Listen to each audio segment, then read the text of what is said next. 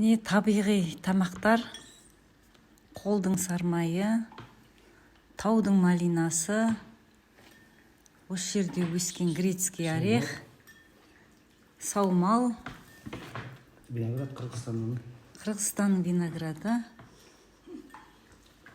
Мынау енді құрт,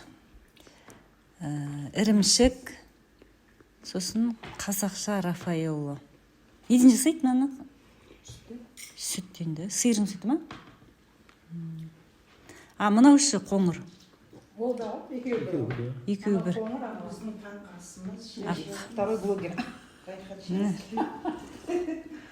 Осылай біздің қазағымыздың дастарханы осындай табиғи тамақтардан болу керек. Табиғи тамақтарды жеп, денсаулығымыз мықты, көңіл күйіміз керемет.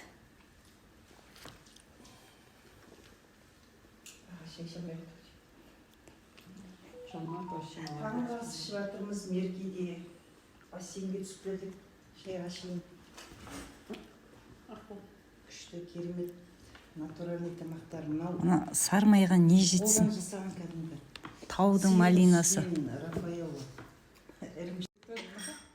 Бал табиғи және мынау ганишкиннің котлеті балығы.